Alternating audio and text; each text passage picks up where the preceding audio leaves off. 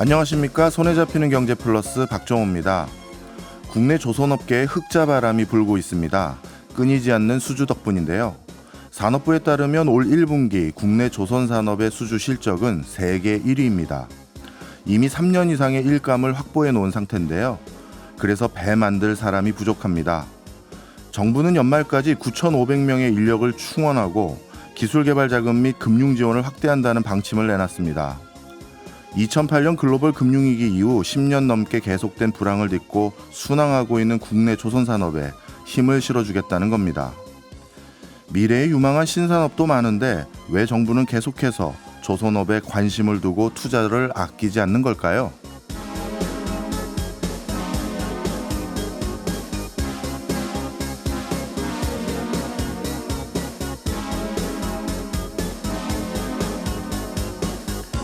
경제적인 파급 효과가 가장 큰 산업이 바로 조선업이기 때문입니다. 조선업은 단순히 배 만드는 산업이 아닙니다.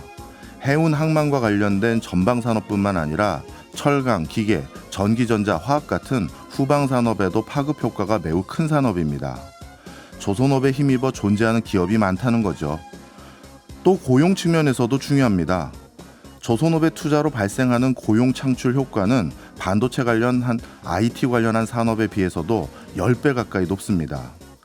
고용 없는 성장의 문제를 해결하기 위해서라도 꼭 필요한 산업인 거죠. 뿐만 아니라 우리나라의 가장 경쟁력 있는 방위 산업이기도 한데요. 우리가 조선업의 경쟁력을 세계 1위로 유지해야 할 이유는 이렇게 차고 넘칩니다. 5월 11일 목요일 박종호의 손에 잡히는 경제 플러스 광고 듣고 시작합니다. 과학적인 시선으로 세상을 관찰하는 이과식 경제 시간입니다.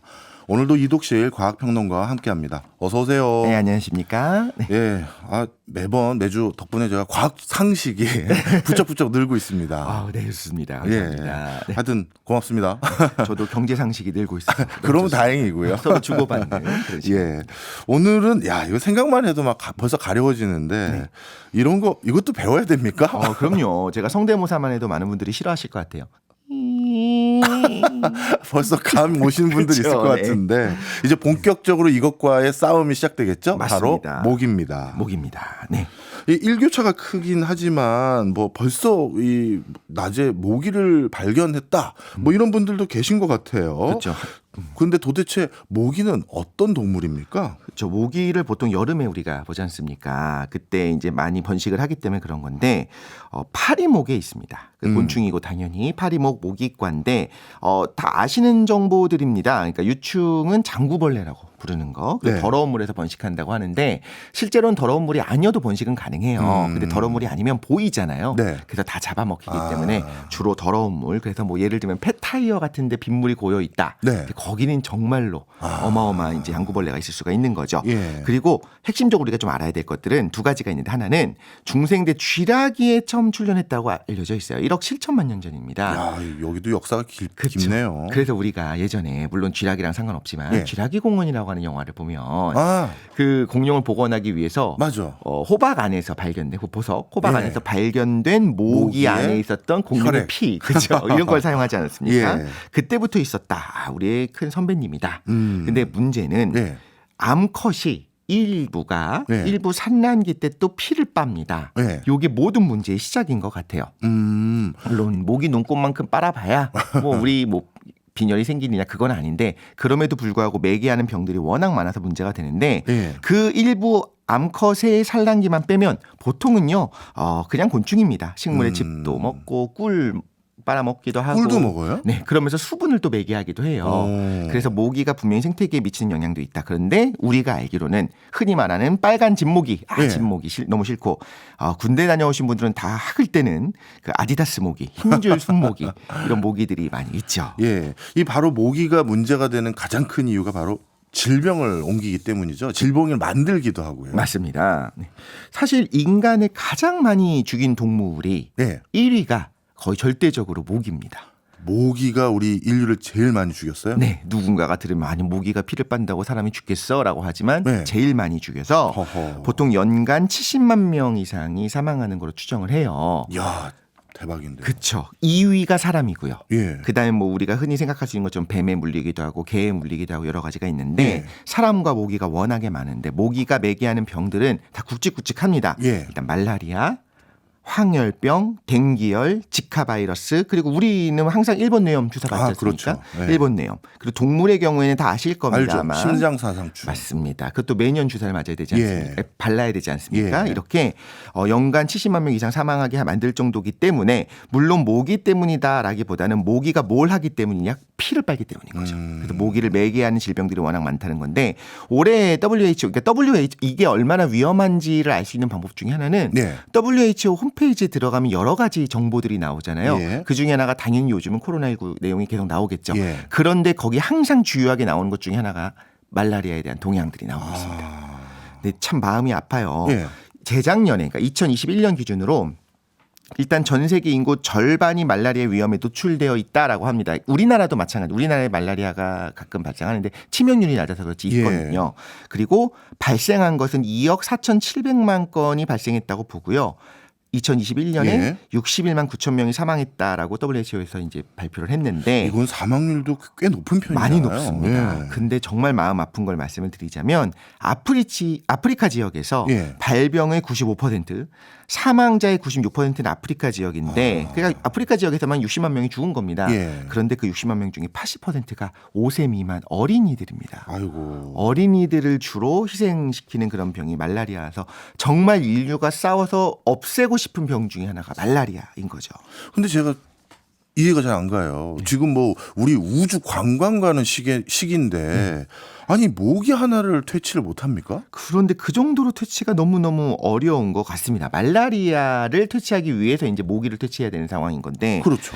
일단 말라리아는 역사 자체를 바꿨다고 보면 될 것 같아요. 전쟁에서도 네. 어떤 곳에서의 어떤 뭐 승패를 결정하는 것들이 말라리아 창궐하게 됐을 때 이걸 대응할 수 있느냐 이런 부분도 있을 수가 있을 거고요. 또 예를 들면 월남전 때 미국에 네. 참전 파병됐었던 용사들이 다시 귀국을 할 때 다시 미국에 또 말라리아가 퇴치됐었다가 다시 들어가기도 하고요. 좀 개발이라고 해야겠죠. 이건 또 슬픈 역사랑 같이 가는데 아프리카를 서구에서 이제 침탈했지 않습니까? 예. 본격적으로 시작된 것도 사실은 말라리아에 어느 정도 대항할 수 있게 된 다음부터였어요. 왜냐하면 기본적으로 아프리카에 사는 분들은 말라리아에 대한 저항성이 있는 경우들이 있어요. 그 부분을 제가 굉장히 과학적으로 의미가 있기 때문에 말씀을 드릴 건데 예. 그 부분이라든가 아니면 남미 개척, 중미 개척 이런 부분들이 거의 대부분 말라리아와의 싸움에서 시작이 됐다라고 생각하면 될 것 같고요. 아마 예방약을 들어보신 분이 있을 수도 있어요. 저는 이제 세계 테마 여행을 갈 때 예. 갔었던 곳이 전부 다 말라리아가 있는 곳이었어요. 예. 그리고 거기다가 세계 테마 여행을 가게 되면 거기는 무슨 도시에 뭐 호텔에서 자고 이런 게 아니라 정말로 막 그렇죠. 노지에서 사는 오지에서 경우들이 자고. 있거든요. 예.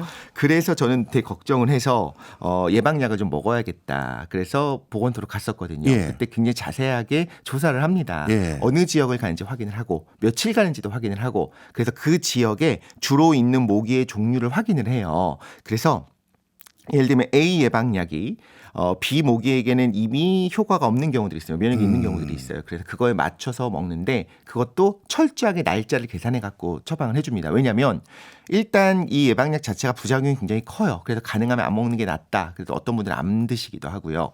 두 번째는 괜히 제가 그걸 많이 먹었다가 예.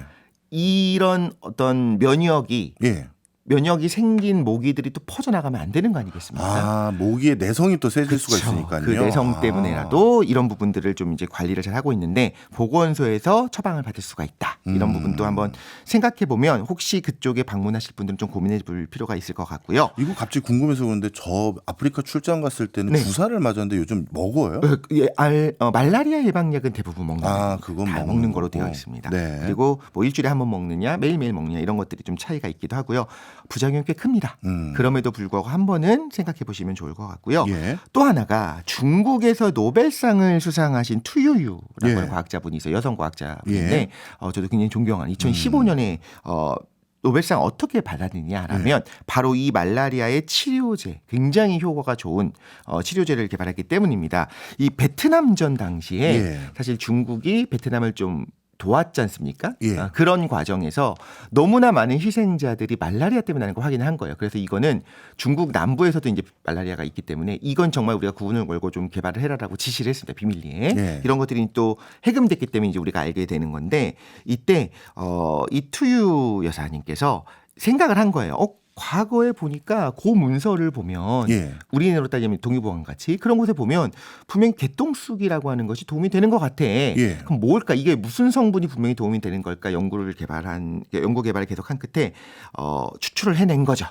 그 예방이 아니 이건 치료약입니다. 굉장히 효과가 좋은 치료약을 추출을 해내서 이제 아르테미신이라고 이름을 붙였습니다. 예. 지금도 네. 어떻게 보면 지금 개발된 약 중에서 어떤 끝판왕급에 그래서 오히려 조심하고 있어요. 이거에 대한 또 면역이 있는 그런 내성이 있는 모기들 그리고 말라리아가 출현하는 것을 막기 위해서 굉장히 제한적으로 조심해서 사용하고 있는데 그 정도로 노벨상을 줄 정도로 다르게 말하자면 지금이라도 또 다른 효과가 있는 부작용이 적은 예방약을 만들거나 치료제를 만든다고 하면 노벨상을 받을 수 있을 정도로 인류의 공적인 것 중에 하나입니다. 이 투유 그 박사님이 도대체 모기와 관련된 어떤 병 이런 것들에 대한 뭐 내성이 강한 걸 만들었기 때문에 이렇게 노벨상까지 받으신 거예요? 그러니까요. 이 말라리아가 이제 결국 핵심적인 건데 예. 말라리아는 원충이 적혈구에 감염이 됩니다. 예. 그래서 우리가 피를 빨았을 때 내부로 들어온 것이 우리 적혈구를 감염을 시키는데 그러면서 이제 고열이 발생하게 되고 그러고 나면 치명률이 치사율이 너무 높은데 굉장히 흥미로운 걸 하나 말씀을 드릴게요. 이 말라리아가 너무 치명적이니까 인류의 처음부터 끝까지 계속 같이 있어 왔거든요. 예. 그래서 진화 자체에 압력을 줄 정도의 인류의 재앙 중에 하나입니다. 야. 그래서 무슨 말씀을 드릴 수가 있냐면 우리 적혈구 모양 어떻게 생겼는지 생각해보고 뭐 그려봐라라고 하면 대충 그리죠. 예. 도넛 모양. 가운데 좀 파여 있는. 오목하게 그렇죠. 아예 뻥 뚫려 있지 않고 오목하게 파여 있는 그런 동전 같은 모양으로 예. 우리가 그리지 않습니까? 그런데 하나의 돌연 변이가 일어나게 되면 이렇게 모양이 예쁘게 동그랗게 되지 않고 난 모양으로 우리가 흔히 말하는 난 놓고 기억자 모른다고 하는 그 난 모양으로 쭈그러드는 그런 유전병이 있습니다. 예. 그래서 난 모양 적혈구 빈혈증이라고 하는데 이 돌연변이 유전자를 가지고 있으면 당연히 빈혈에 쉽게 걸리겠죠. 예. 그리고 만약에 열성 유전이 되게 되면 문제가 생길 수가 있습니다. 사망 자체도 굉장히 좀 이르게 할 수가 있어요.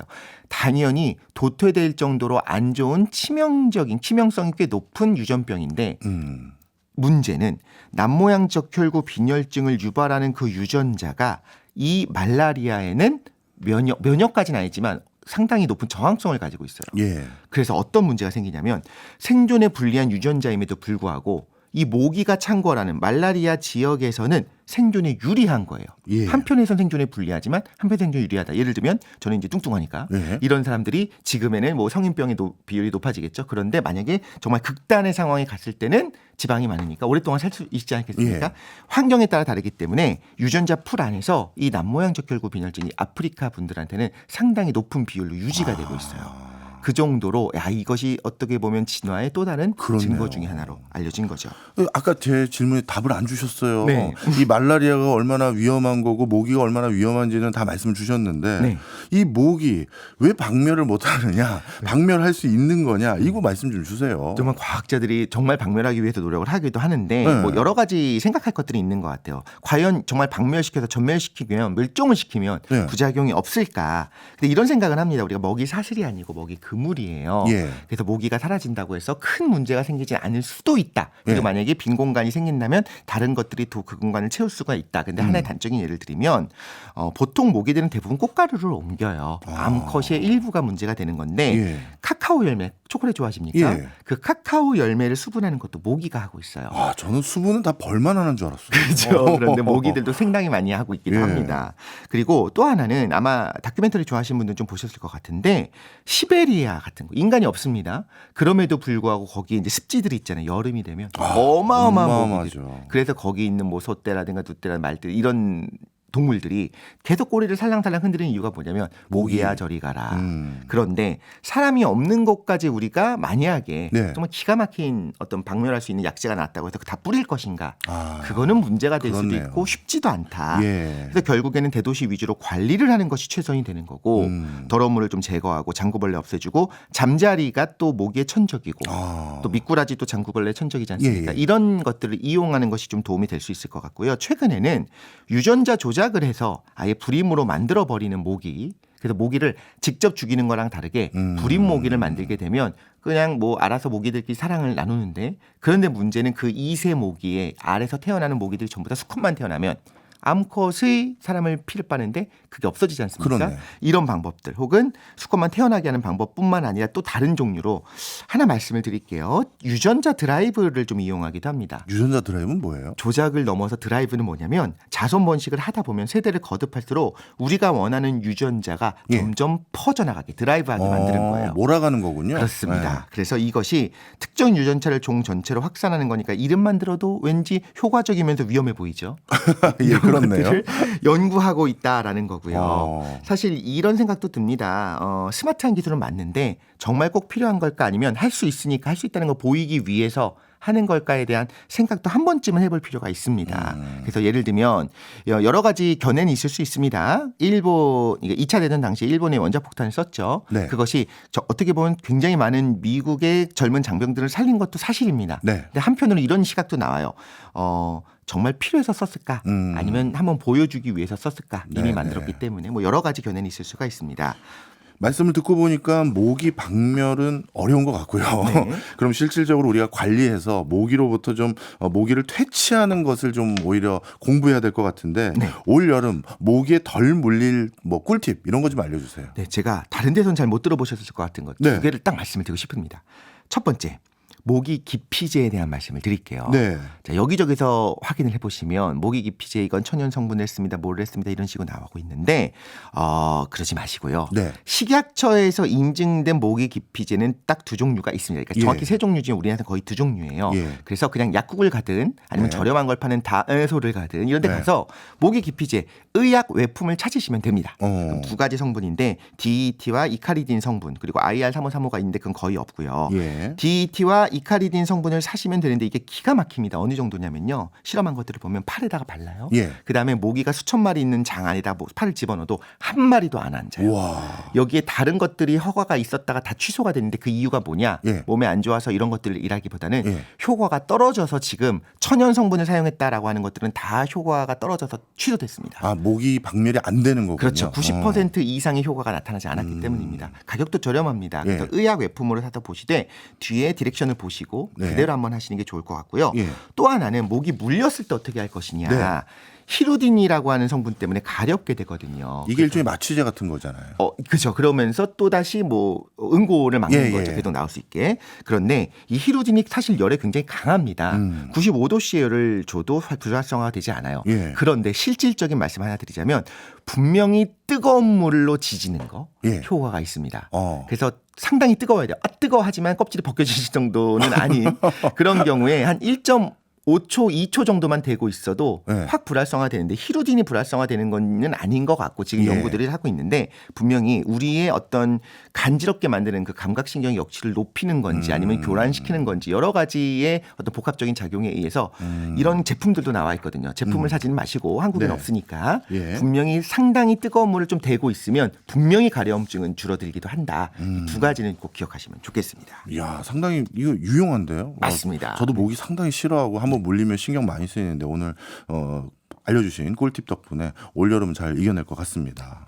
사실 저는 모기를 보면요, 스타트업을 꼭 생각을 하게 됩니다. 모기 스타트업. 예, 아니요. 스타트업이 살아남으려면 그리고 스타트업이 살아남은 방법은 모기에게 배워라. 저는 이렇게 얘기를 합니다. 네. 사실 모기는 뭐 제가 뭐 공잡해서 문자 쓸 생각은 전혀 없고요. 저도 모기를 워낙 싫어하기 때문에 좀 예전에 살펴봤더니 진화를 굉장히 또 적응을 굉장히 빨리 하더라고요. 맞아요. 원래 이제 특히 새만 주로 빨아먹는 모기의 종류가 있었었는데 네. 이 모기가 한번 영국의 지하철 터널 공사에 갇힌 거예요. 네. 그랬더니만 이제 더 이상 새를 이제 빨아먹을 수가 만날 수가 없잖아요. 없죠. 네. 그러다 보니까 지하철 밑에 있는 쥐나 다른 걸 주로 빨아먹는 걸로 적응을 해버린 거죠. 이야, 네. 그러면서 이 완전히 새로운 종에 가까운 형태로 분화되는 모습들이 학계에서도 모색된 적이 있었는데요.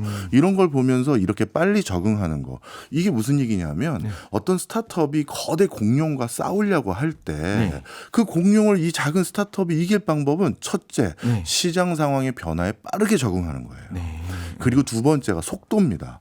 우리가 집안에 5만 가지 도구들 있고 다른 기기도 의약품 그 코너에서 사올 수 있지만 네. 모기를 쉽게 못 잡는 게 워낙 빨리 움직이잖아요. 맞습니다. 그래서 이 거대 공룡 기업들에게 제일 빨리 싸워서 이기는 방법은 사실 모기 같은 작은 동물이 우리 인류와 같이 더불어 살면서 본인들이 계속 승승장구하는 모습도 있는 거잖아요. 지금도. 맞습니다. 이런 네. 모습에서 저는 스타트업이 많은 교훈을 얻었으면 하는 바람이 있었어요. 모기의 날리는 능력이 그렇게 좋지는 않은데 그럼에도 불구하고 비틀비틀대면서 잘 날아가고 유연하게 적응을 잘하더라. 저도 일요일 날 녹화 방송을 시작을 했었지만 이제 목요일에 안착을 했습니다. 저도 모기처럼 나름 괜찮게 적응하고 있는 게 아닌가. 어떻습니까? 저 중간 평가를 내려주신다면. 아유, 저야 뭐 정말 우리 보석 같은 코너가 됐습니다. 네, 네. 모기 같은 이독실입니다. 네. 오늘 모기 때문에 경제와의 상관관계도 배워봤고요. 특히 앞으로도 모기는 또 계속 진화하는 듯한 모습을 많이 보게 되더라고요. 네. 우리가 모기와 이제는 더불어 사는 방법들을 살펴보면서 올여름 잘 견뎠으면 좋겠습니다. 지금까지 이독실 과학평론가였습니다. 저희는 광고 듣고 2부로 돌아오겠습니다. 고맙습니다. 감사합니다.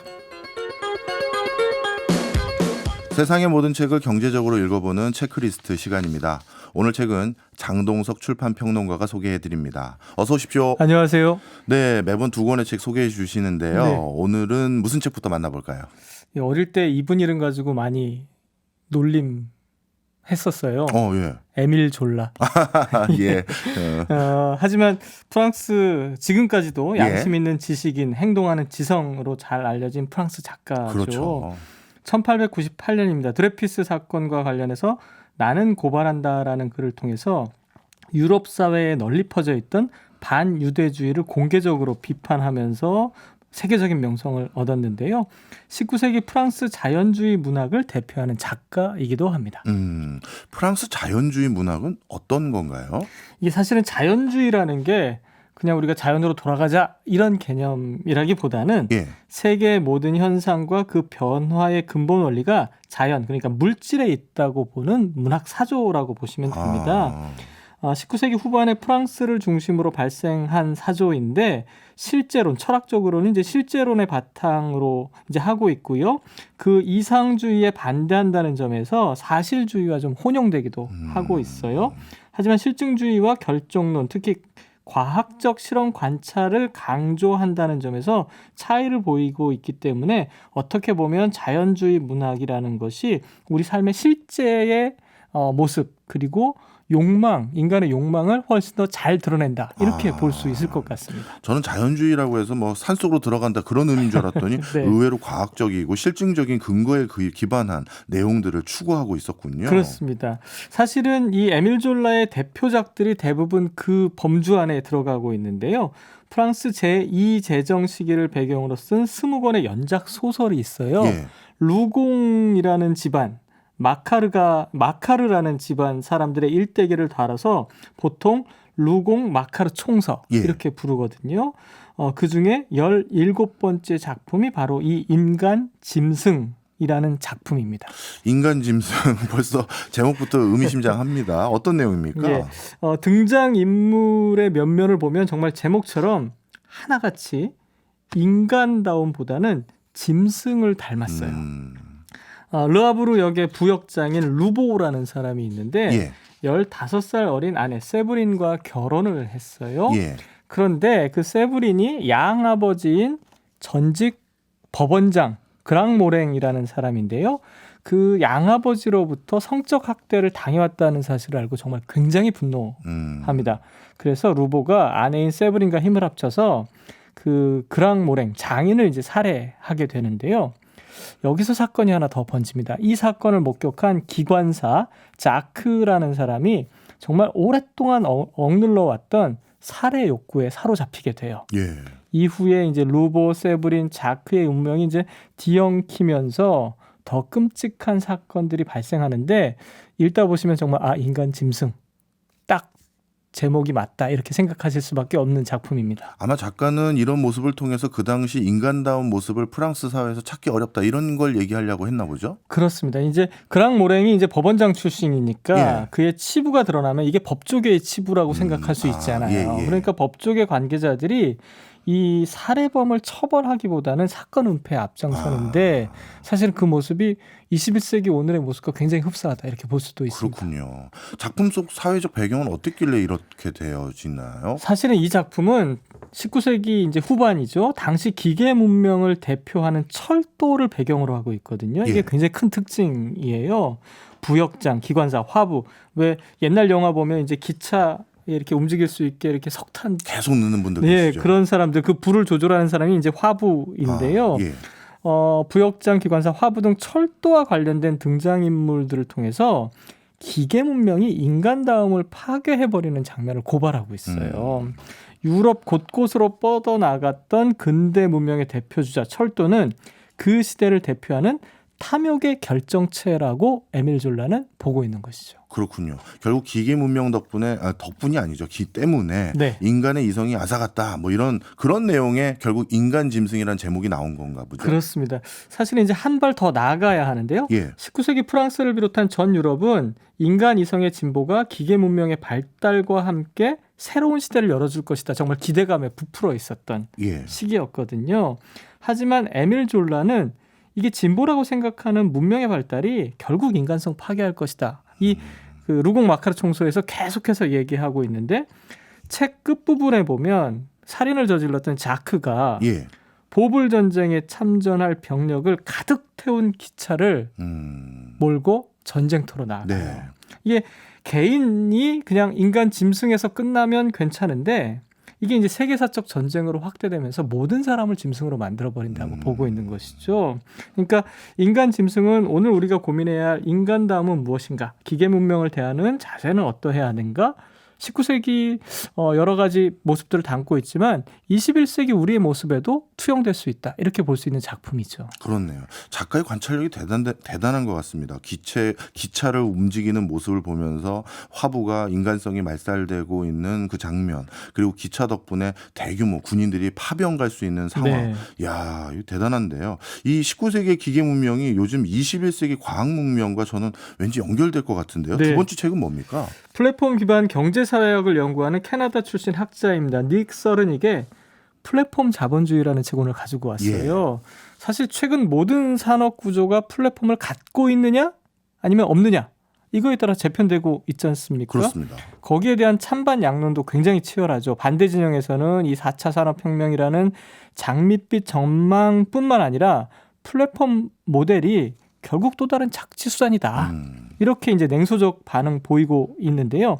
저자는 오히려 냉소적 반응에서 좀 벗어나서 플랫폼 경제를 체계적으로 다루면서 이 모델이 자본주의 역사에서 어떻게 등장하고 변화시켜 왔는가, 플랫폼 기업들의 현실은 어떤가, 그러면 이 플랫폼 경제의 미래는 과연 우리에게 어떤 영향을 줄 것인가 아주 체계적으로 정리하고 있습니다. 일단 이 책에서 플랫폼 산업의 역사는 어떻게 조망하고 있나요? 예, 플랫폼 경제를 자본주의 법칙 안에서 다루고 있는데 탈자본주의라는 미래 전망으로 정리를 하고 있어요. 일단은 예. 그러니까 플랫폼 기업을 비롯해서 인공지능이라든가 몇 해 전부터 계속 쓰여왔던 하지만 요즘 잘 안 쓰이는 사물 인터넷, 예. 3D 프린터, 공유 경제 등 뭐 여러 가지 최신 기술들과 그 변화를 이제 세 가지 차원에서 다루고 있는데 첫 번째가 플랫폼 산업의 과거입니다.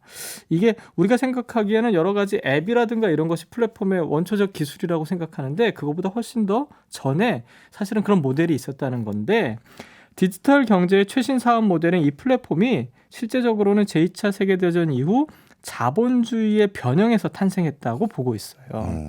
그것이 이제 시간을 좀 거슬러 오면서 1970년대 자본주의가 장기 침체에 빠지면서 금융화된 신자유주의가 출현하지 않습니까? 예.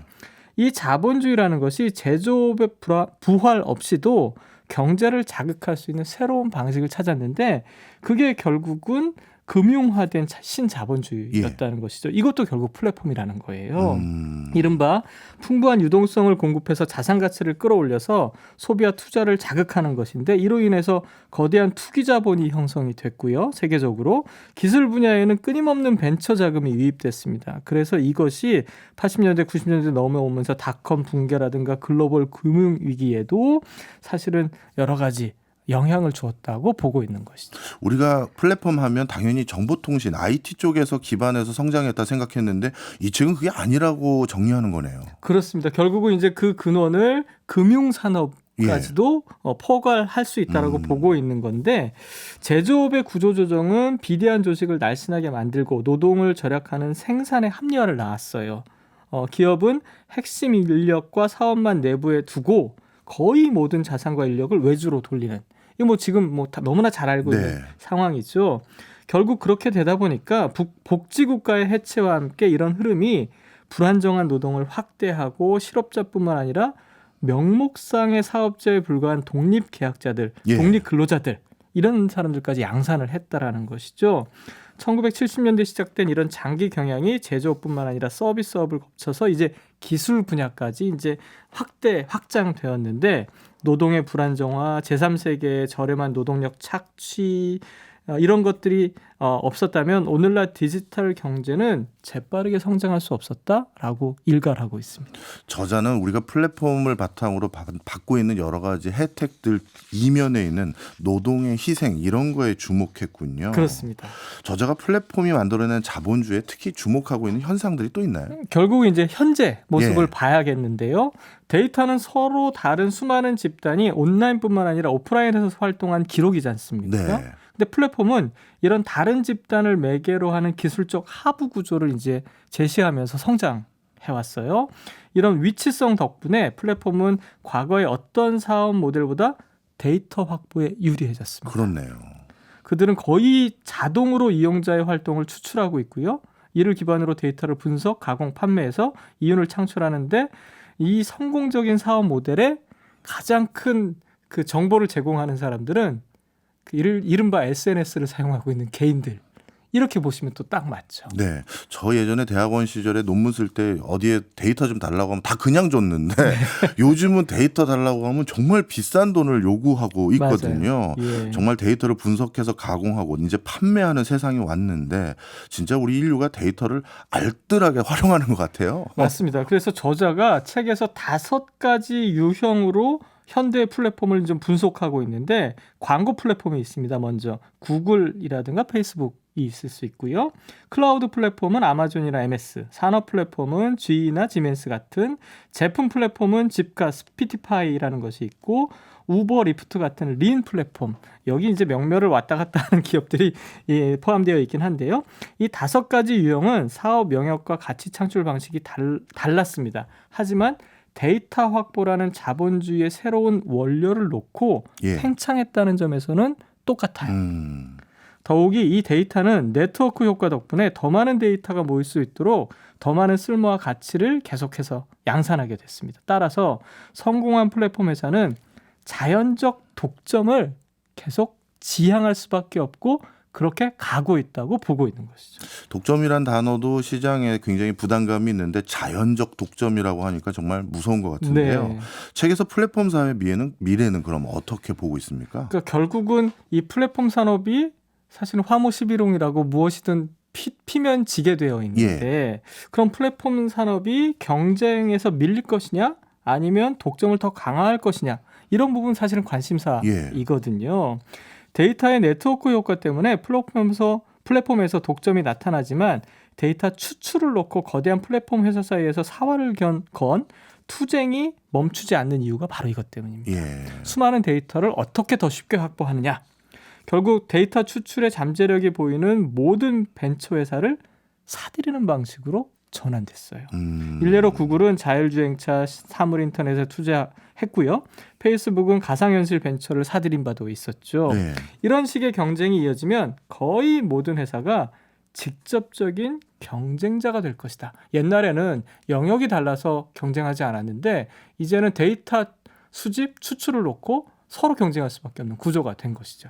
거대 자본이 있으면 플랫폼을 선점하기도 쉽고 거기에 새 아이템까지 붙이기가 정말 쉬운 세상이 된 것 같아요. 맞습니다. 기술뿐만 아니라 다른 산업에서도 플랫폼 기술을 활용해서 생산, 관리 비용, 거래 비용 이런 거 줄이고 계속해서 서비스를 향상한다라고 얘기하고 있지 않습니까?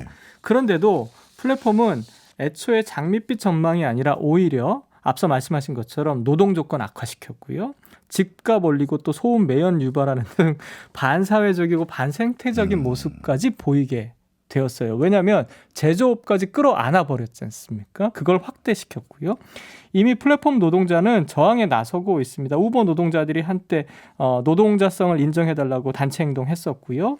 여러 가지 이제 다른 한편에서는 지자체 또 국가, 초국가 수준의 플랫폼 회사를 규제하는 각종 시도가 또 진행되고 있고요. 특히 유럽에서요. 예. 미국에서도 일어나고 있었죠. 뉴욕에서는 공유 택시 드라이버의 최저임금을 도입하고 면허제를 한때 고려했었거든요.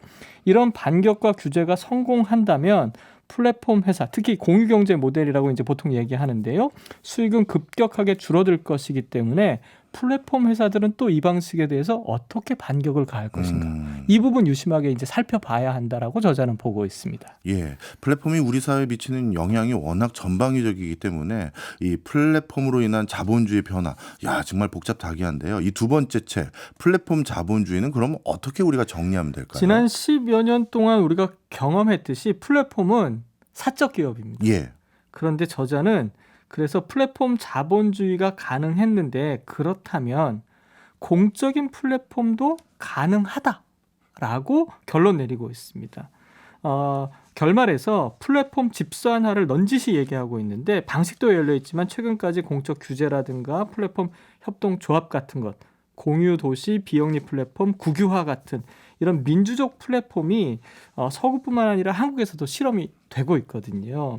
중요한 것은 플랫폼이라는 기술적 하부 구조를 전유해서 공공의 복리와 민주주의를 증진할 수 있는 방법, 나아가서 세계적인 기아와 전쟁을 막는 것, 세계적인 실업을 예방하는 것, 이런 어떤 다양한 방식으로 전개되어야 하고요. 예. 그것이 결국은 환경적인 문제, 생태적 위기까지 해결할 수 있는 방식으로 진보해야 한다라고 볼 수 있습니다. 사실 이런 관점이 꽤 낙천적이고 유토피아적으로 보일 수 있습니다. 그럼에도 유토피아의 당사자인 우리가 생각하는 그 당사자인 우리가 어떤 미래를 상상할 것인가, 이게 가장 중요하다고 보고 있는 것이죠. 그렇군요. 19세기의 기계 문명과 관련된 내용인 인간 짐승, 그리고 21세기 과학기술의 정점인 플랫폼과 관련된 문제를 다뤘던 플랫폼 자본주의, 이 두 책 어떤 포인트에 맞춰서 읽으면 좋을까요? 사실 인간의 삶은 고대 세계이건 현재이건 그리고 미래 어느 시점이건 사는 건 되게 비슷할 겁니다. 예. 결국 중요한 건 삶의 외적 요인을 어떻게 바라보고 그 토대 위에 설 것인가 하는 문제겠죠. 우리가 토대 위에 서야지 토대 아래 지배당하면 결국 인간적 삶은 없다는 게 동서고금의 가르침이거든요. 결국 제가 드리고 싶은 말씀은 기술 문명에 어떻게 우리가 적응할 것이 아닌 그런 방식이 아니라 어떻게 만들어갈 것인가. 그렇죠. 결국 인간 손에 달려있다. 그렇네. 이렇게 결론 내리고 싶습니다. 예. 장동석 평론가님 덕분에 오늘도 풍요로워진 것 같습니다. 지금까지 장동석 평론가였습니다. 고맙습니다. 고맙습니다. 김태건 님이 오늘은 꼭 모기 관련 노래 나온다에 건다라고 표현해 주셨고요. 8897님은 오늘의 선곡은 콜라의 모기야 예상한다라고 짐작하셨는데 오늘 선곡한 노래는 에디트 피아프의 이무아 라무르 사랑의 찬가입니다. 프랑스 문학 배워서 여기 선곡해 봤어요. 앞으로 혹시 저랑 통하시는 분, 끝곡 짐작해서 맞추시는 분에게는 커피 선물 쏘겠습니다. 박정호의 손에 잡히는 경제 플러스 내일 오전 11시 5분에 다시 찾아오겠습니다. 고맙습니다.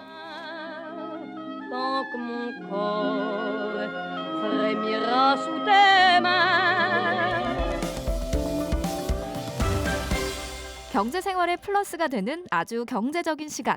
박정호의 손에 잡히는 경제 플러스.